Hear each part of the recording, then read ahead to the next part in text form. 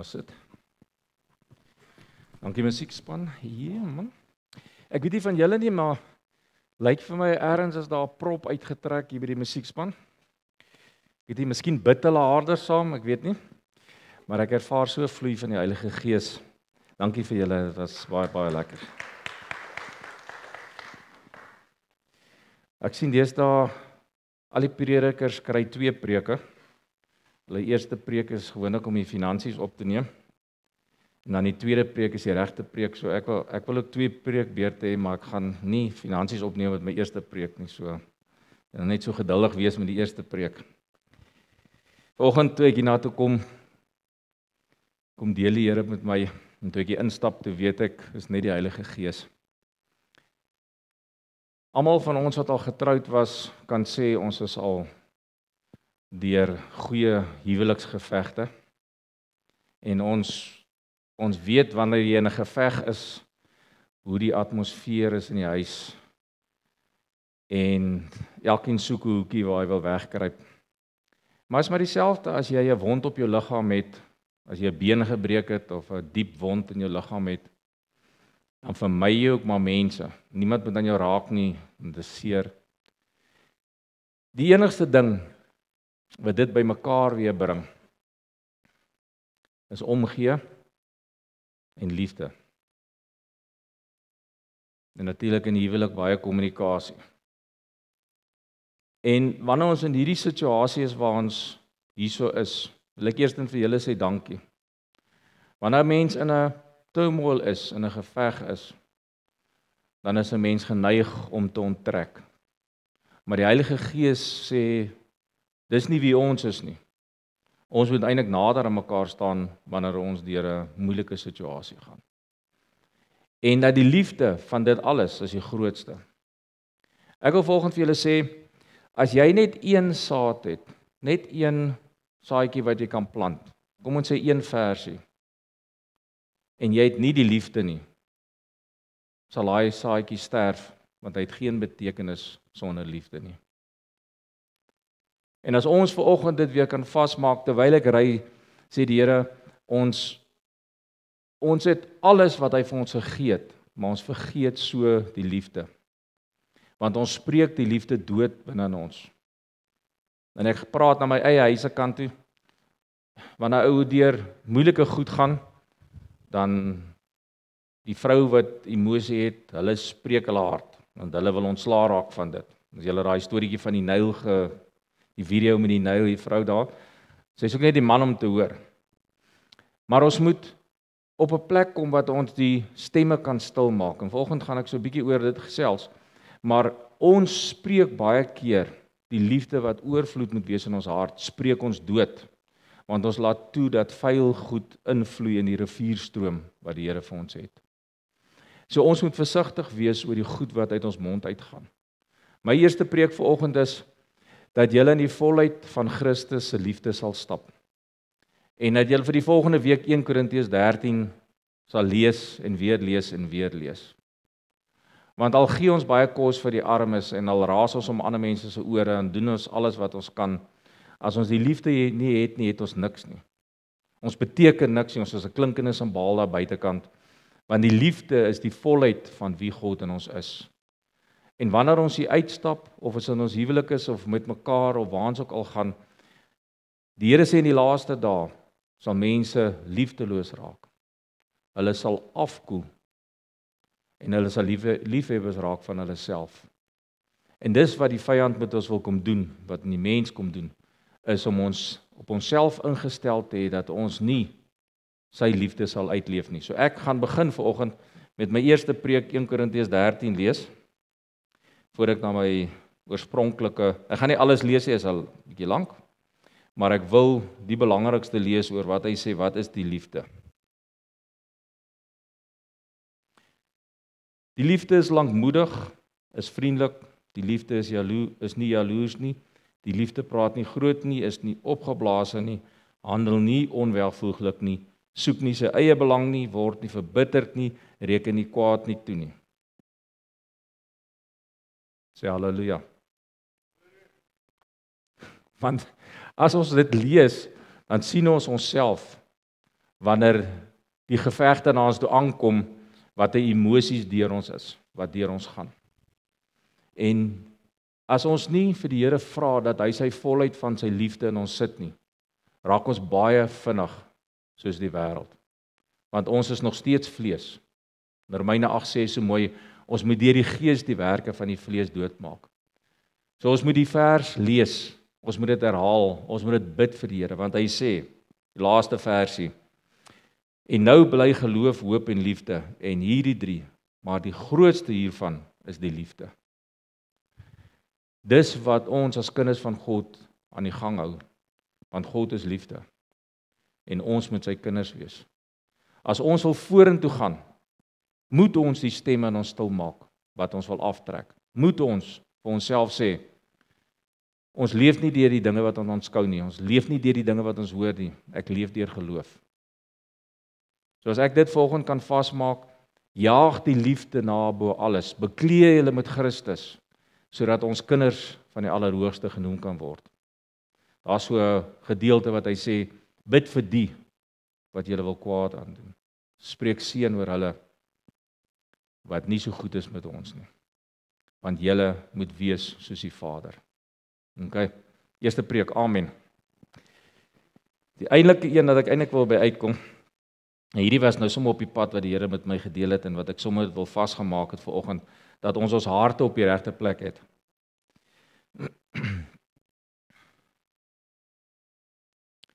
As Jesus nou sou instap, wie sou gereed wees om Jesus te ontmoet? As jy nou so 'n paar handjies wat so opgaan. Een ding wat die Here met my deel is, hy sê, wanneer ons aan daai oomblik dink, die eerste ding wat ons aan dink is, wat het ek gedoen wat nog straf verdien? Weet, hoe groot moet my pak slaan nog wees, voordat ek vrygespreek is? Of ek dink, sal die Here my regtig vergewe van die goed wat ek nou die dag gesê het of gedoen het? Ek het nog nie belydenis gedoen nie, so sal dit reg wees, as ek die Here my nou sien, gaan hy my aanvaar. Ek sit met die Here in hierdie gesprek, ek praat met die Heilige Gees en ek sê, die Here, die mens weeg die hele tyd die sonde teenoor God se goedheid. Weet, is my sonde dalk nie te groot dat God my sal seën of nie sal seën nie, of dat hy my liefde sal gee nie, so sit of weeg ons. En die Heilige Gees sê vir my hierdie, en julle moet mooi hoor, julle moet dit vat, julle moet dit indrink, hy sê, die sonde is aan die kruis geweeg en te lig gevind. Wil hê julle moet dit hoor, dit is 'n openbaring, is brood, jy moet dit eet vir oggend. Hy sê die sonde is aan die kruis geweeg en te lig gevind. As die Vader roep, moet jy kom, want jy is sy kind. Al wanneer jy wegbly as 'n kind van die huis af, as jy vandag jy vensterstuk in gooi en jy weet jou pa moet nou huis toe kom. So al wat ons weghou is die aanklag van die vyand. Maar jy weet, dis jou huis. Ek moet huis toe kom. En dan moet ek nou maar die pak slaag kry. Skrif sê, 'n vader wat sy kind liefhet, tugtig hom. So hou op om die sonde te weeg oor God se goedheid. Sy goedheid is onvoorwaardelik. Dis net jy wat moet huis toe kom, dis al. Jy sê, ek sal die pak vat. Maak nie saak. En die pak is daar nie om jou dood te maak nie. Dis om jou met liefde toe te maak. So ons moet ons verhouding reg kry, hou op om die sonde te weeg. Weeg die liefde wat in jou hart is, want as jy die liefde weeg, sal die liefde altyd oorkom. Altyd, daar is nie eers twee goed oor dit nie. OK. Ek sit die laaste tyd dat ek so by 'n paar verskillende plekke bedien, was op 'n mannekamp gewees. En die ding wat vir my uitgestaan het in dit alles is, van al die predikers is, ons is in 'n oorlog. We are at war. En kinders van die Here is in elk geval 'n oorlog, maar dis of dit in hierdie tye meer en meer na vore kom. By Henk sê hy, en dit was nogal vir my dinamies, hy sê, ons moet ons tente afbrand. Hy het 'n droom gehad, dat die Here vir hom sê, hy moet sy kerk afbrand. Nou staan hy daar en hy wik en weeg, maar hy vra vir sy vrou 4 houtjies en hy steek die tent aan die brand. Toe hy so terug staan te sien, o, jene, dis nie sy kerk wat hy afbrand, hy is besig om sy vriend se kerk af te brand. Toe hy so terugkyk, toe sien hy, hier staan sy vriend hier agter hom. En terwyl hy na hom kyk, sê die Here, dis tyd om te trek. Maar hierdie trek is die laaste trek. This movement is the last movement before we enter into the promised land. En jy gaan nie weer jou tent opslaan nie, want jy is op pad na die beloofde land toe. So, ons is in 'n beweging. Maar wat lê aan die kant daai plek? Die reëse. So ons, wanneer ons in die beloofde land wil instap, moet ons onsself gereed maak om die reëse te kan veg. En dit is so 'n gedeelte van wat ek wil aanraak vanoggend. By die mannekamp, eerste woord wat hulle sê is, we are at war.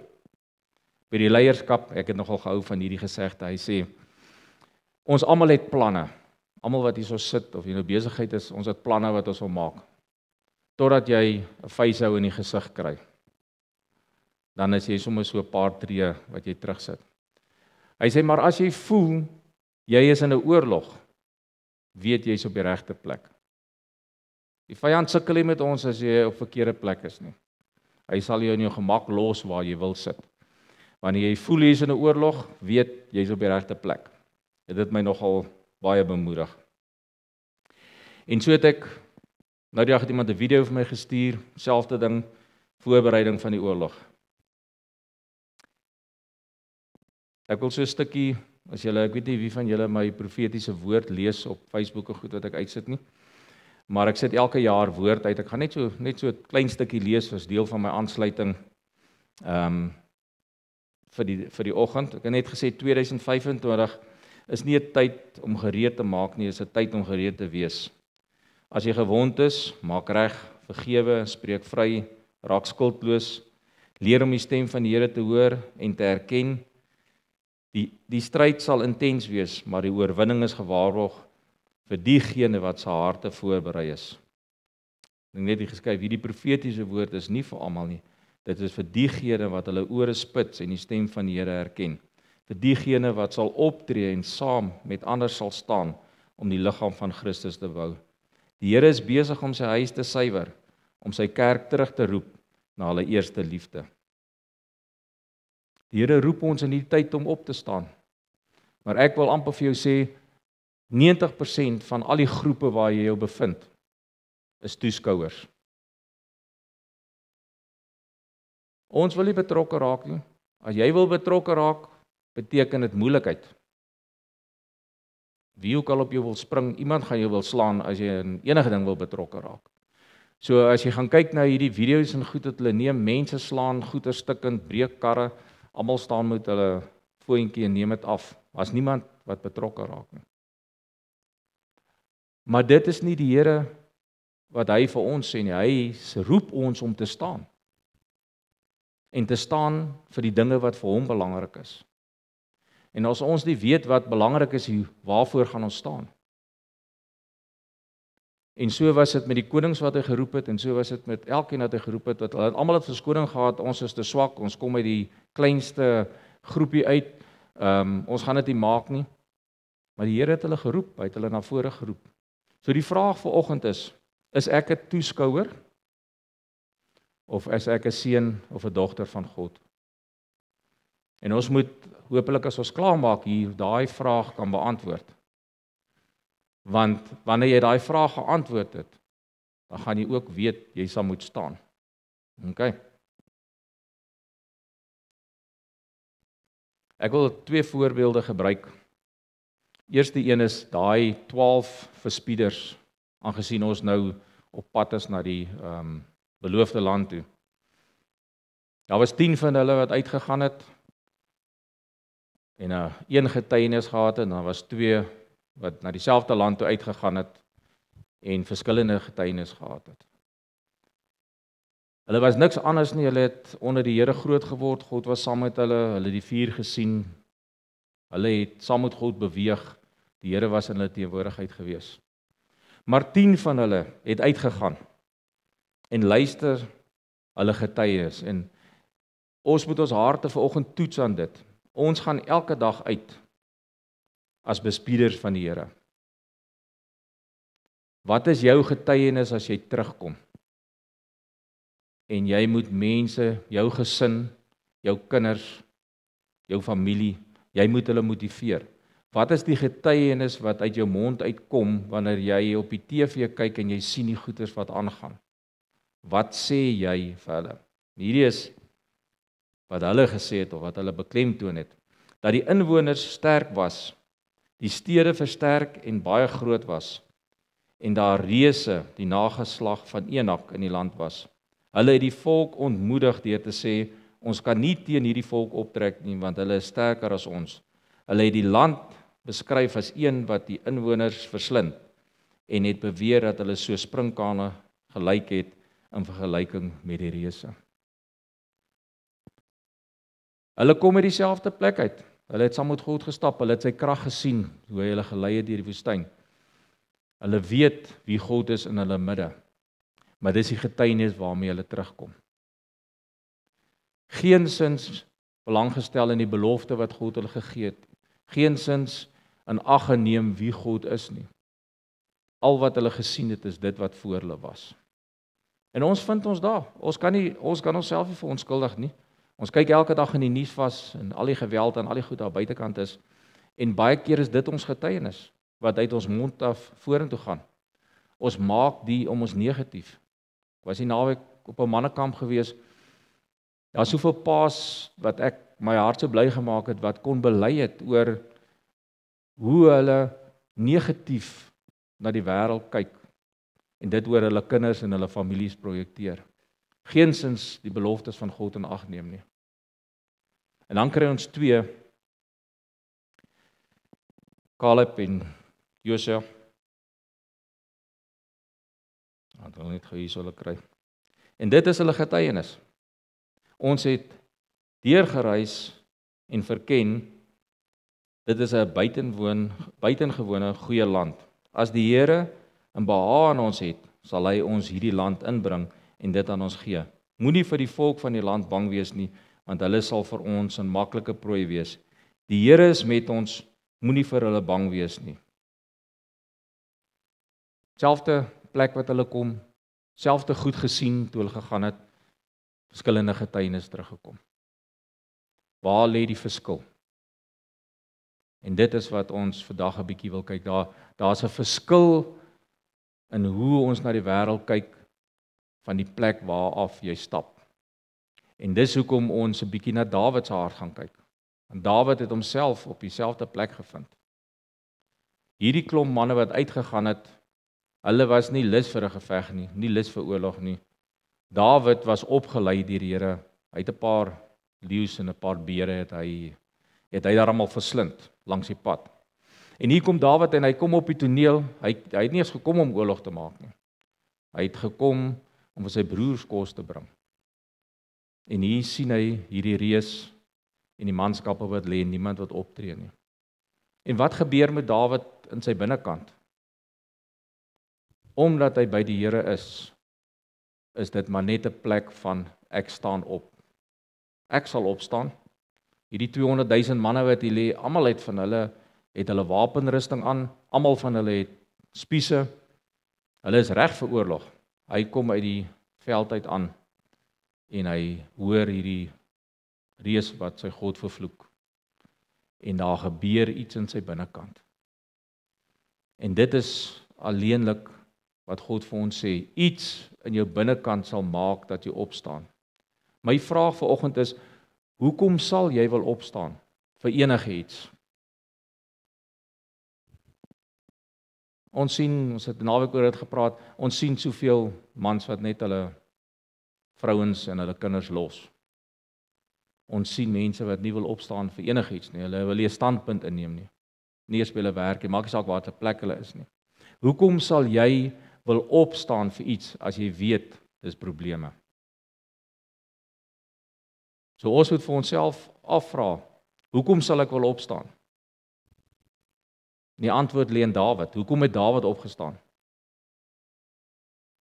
Jou onbesnede Filistyn. Jy wat die God vervloek en sy slagorde. Dit is wat Dawid hier binnekant geroer het. Want hulle het teen dit wat die waarheid was, het hy gespreek.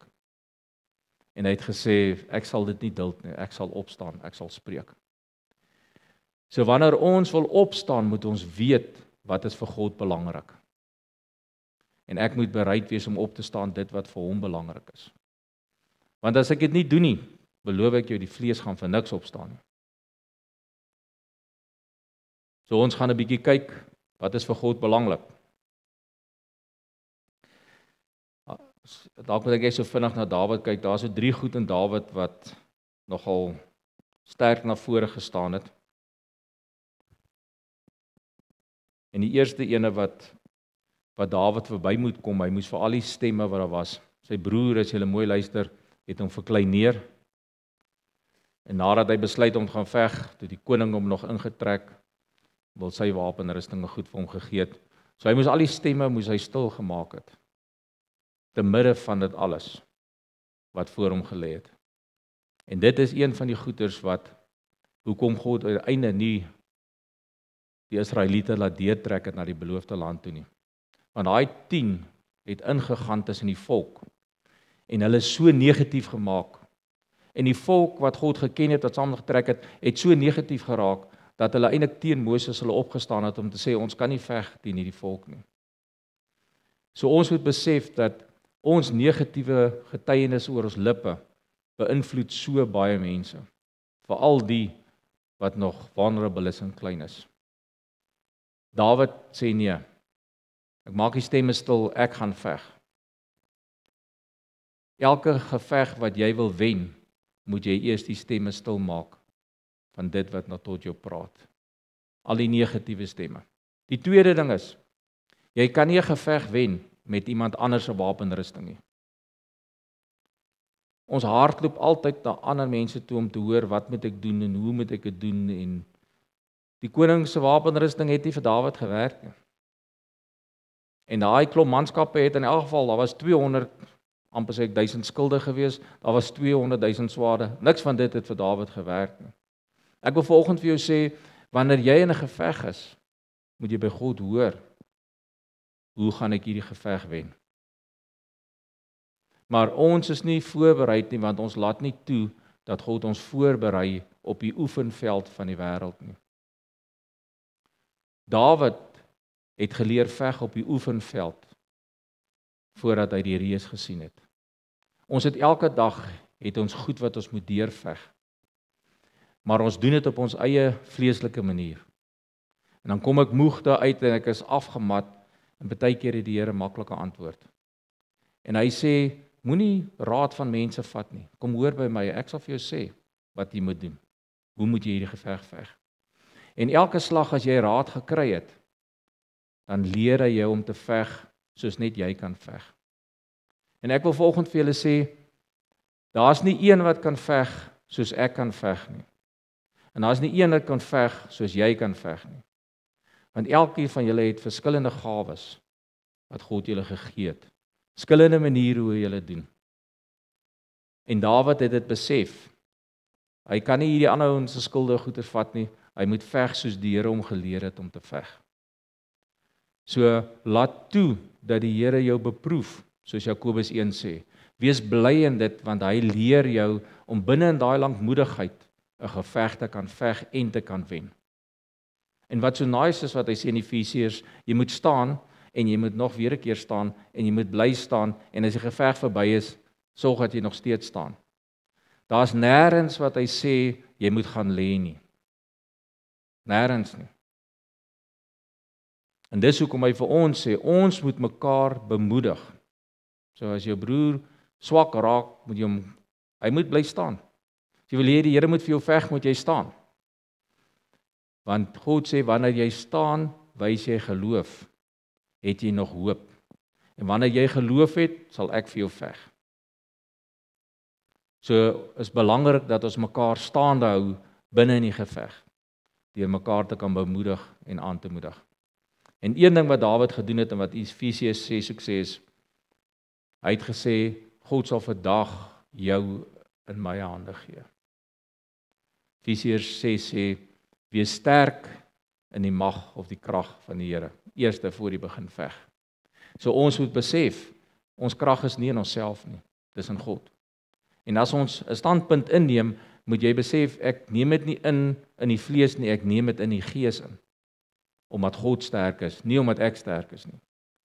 Maar as jy geleer het op die oefenveld, sal jy dit besef, want elke geveg wat jy wen, is met God, is nie alleen nie. Want as ons alleen 'n geveg wen, wat gebeur met ons hart?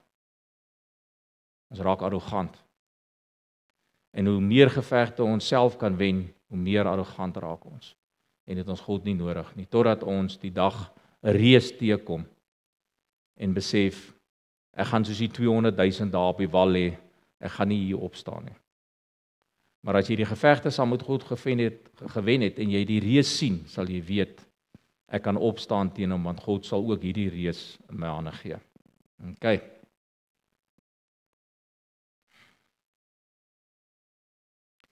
Praat oor die wapenrusting en dat Dawid op God se krag staat gemaak het.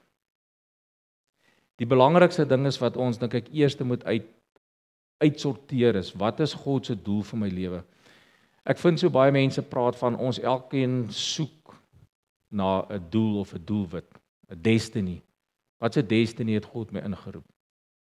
Nou die maklikste manier is om eers by Jesus te begin. Wat was Jesus se destiny op die aarde?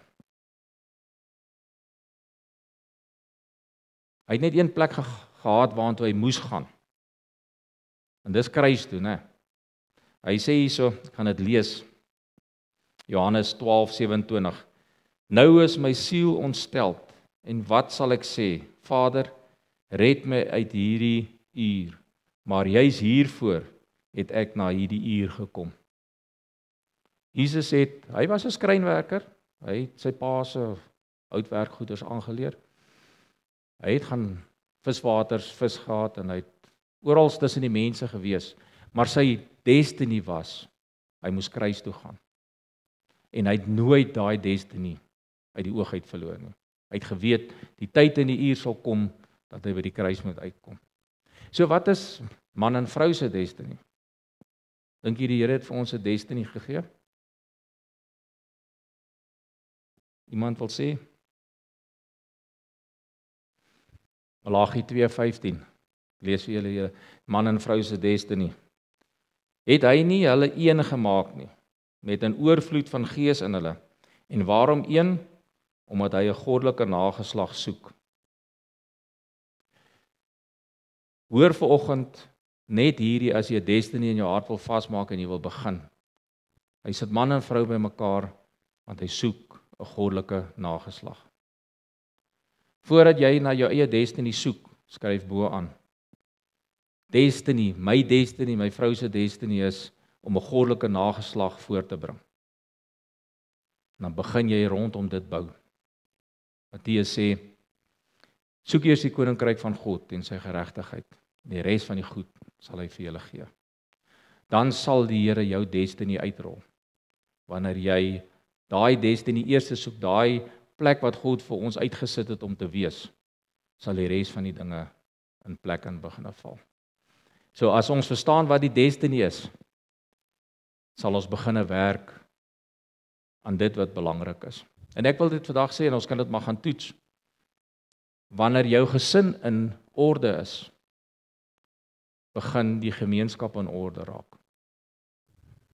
Want die gesinne wat nie in orde is nie, ek weet nie van julle kinders nie, maar my kinders het baie kinders huis toe gebring met afvlerke en wat moeilikheid gehad het. Tot in universiteit vlak het hulle huis toe gebring. Want daar was 'n veilige hawe. Maar nie net dit nie, hulle invloed na buitekant was leerlingraad. En ek dink ek Kobus praat, weet hoofseun, springbokke, net oor die plek waar hulle bevind. Want God gebied sy seun waar daar vrede is, waar daar vrede en geregtigheid in sy huis is. Daar is geen ander building blok wat die Here op die aarde gesit het om te heers oor die aarde as 'n man en vrou saam om te kan heers nie.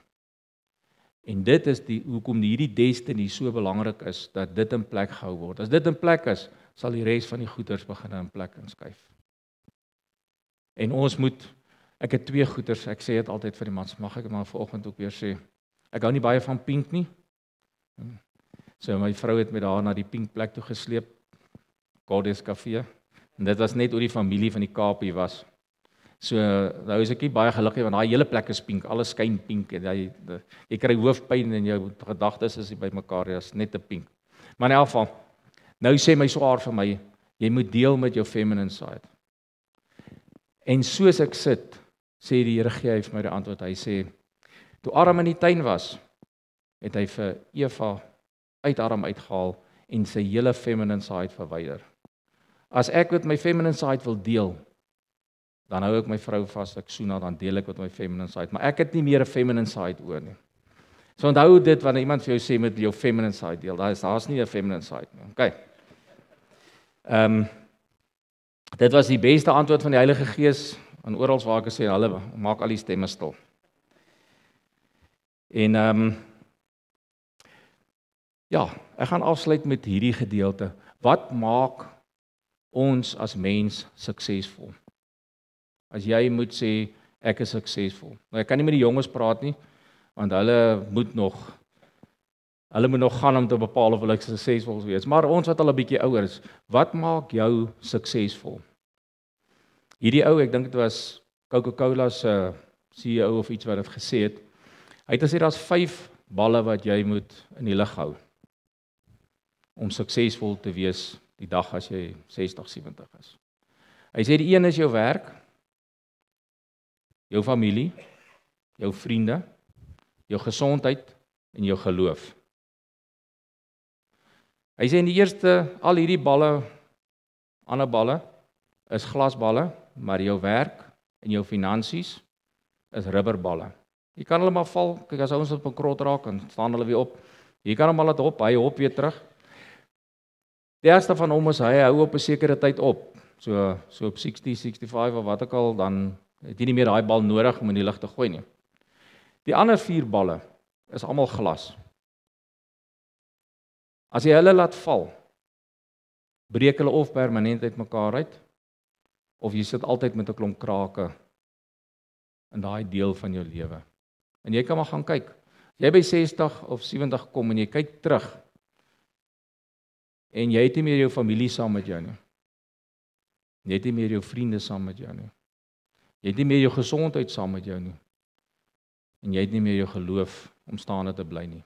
Dan is jy niks.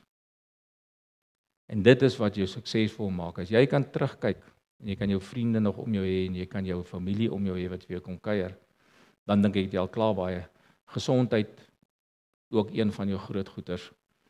En dan jou liefde vir die Here, dan weet jy was suksesvol in die lewe. En wat ek vir die jong mense vanoggend kan sê is, moenie te veel worry oor jou werkbal nie. Jou destiny lê nie in jou werkbal vasgevang nie. As jy daai destiny kan vasvat wat die Here, wat ek vanoggend vir jou gesê het, sal jy suksesvol wees. Ons jag om bo uit te kom, maar baie verloor hulle families langs die pad omdat hulle groot word in sakewêreld, omdat hulle al hulle ure daarin sit. So, vat dit as 'n les, hou die balle in die lug, kry 'n balans vir almal. Vanoggend wil ek 'n profetiese aksie doen as ek kan, want hiermee afsluit. Maar ons moet in ons hart verklaar, want ek besef elke dag meer en meer. As jy met jou mond goed spreek, en jy glo dit nie in jou hart nie, dan is jy, soos hy sê in Jakobus, ou wat bid sonder geloof, is soos die golwe van die see wat heen en weer geslinger word. So 'n dubbelhartige persoon moenie dink dat hy iets gaan kry nie. Daar's 'n plek wat jy moet opstaan, en 'n plek wat jy 'n declaration uit geloof uit moet maak voor God se troon, voordat jy beweging kry in die geesteswêreld en 'n deurvloei na jou fisiese wêreld toe. So ek het dit wat ek hier gesê het, so net so in 5 sinnetjies saamgesit, en ek wil hê julle moet saam met my verklaar, as jy wil. Jy moet nou hoor, as jy vanoggend wil sê, ek is bereid om te staan vir dit wat God belangrik is, dan wil ek hê jy moet staan. En saam met my verklaar, voor die aangesig van die Here, dat ek is bereid om te staan vir dit. Amen. So, soos ek sê, kan jy agterna sê, die wat wil sê.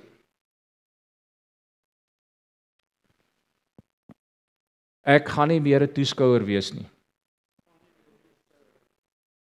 Ek maak die stemme stil van die wêreld. Ek sal toelaat dat U my leer op die oefenveld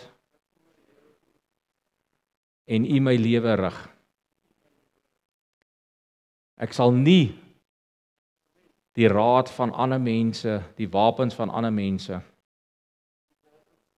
gebruik om my gevegte te wen nie. Maar ek sal luister na U stem